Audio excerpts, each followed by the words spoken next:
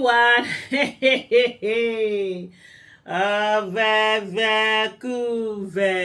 The magic that Tinubu cannot do for his family members, it doesn't exist too.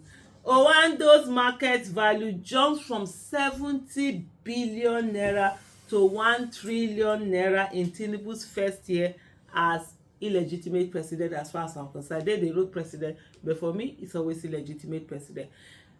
The fact I saw it, I was like, okay, maybe they miss a zero. Maybe it's from 700 billion to, but they say 70 billion to 1 trillion.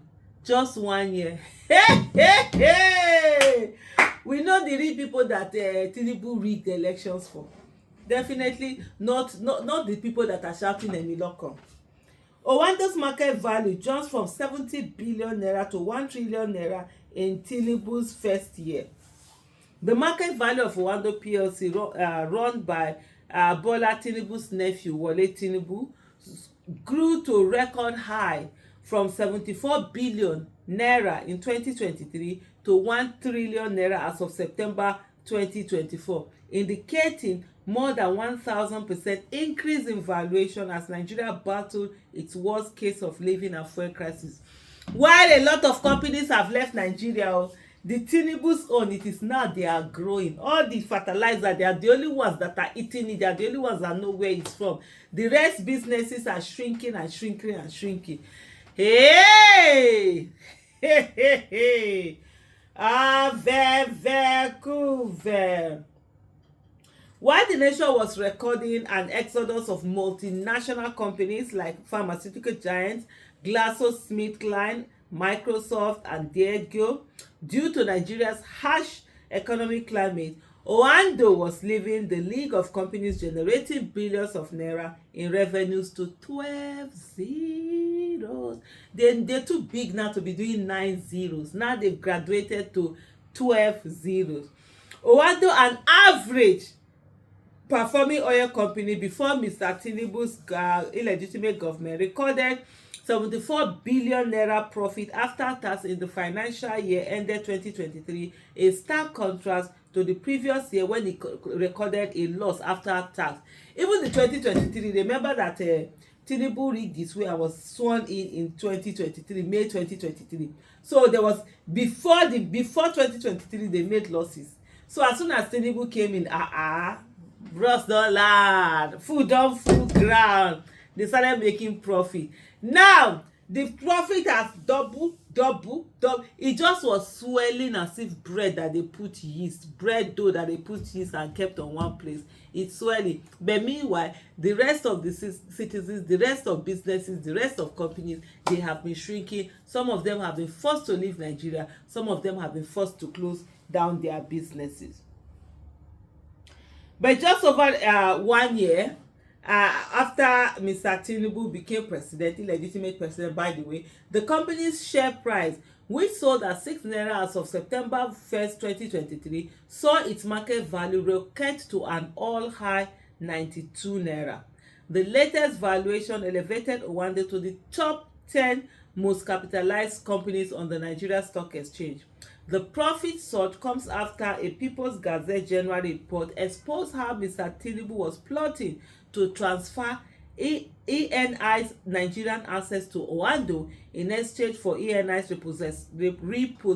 repossession of Nigeria's lucrative OPL 245 oil field in partnership with Shell. The asset transfer was made public last week by the parties, who said the deal was about $785 million and denied any wrongdoing of Oando cornering juicy deals at the expense of Nigeria's oil field. Yes, and yes, if you believe that statement, you also believe that my name is not Aisha Yusuf. Wole Tinubu and Oando have continued to deny any wrongdoing, asserting that some of the discussions that led to their latest successes took place long before his uncle assumed office. The guy think say we be MOU. But no worry, we fit dey form Mugo, but we no be MOU. The increase sent netizens into a frenzy, with many attributing Oando's profit surge to its CEO's blood ties with the president, illegitimate president, of course, suggesting the oil company's increased valuation resulted from Mr. Tinubu's influence and not necessarily hard work and merit. Those kind of company, eh, those kind of company, eh. The currency devaluation, fuel subsidy removal, and overall economic crisis had sent many companies into dire straits, including billionaire Aliko Dangote, who recently got demoted from Africa's richest man to the second position rankings of Bloomberg Billionaire Index released in August, as it showed.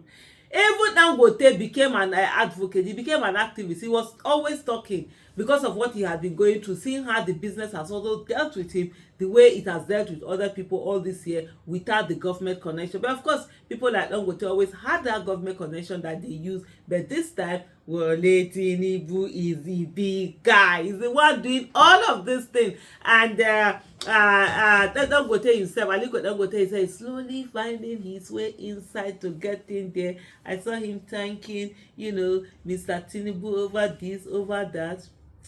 One day we will have a nation where businesses are not slaves to government.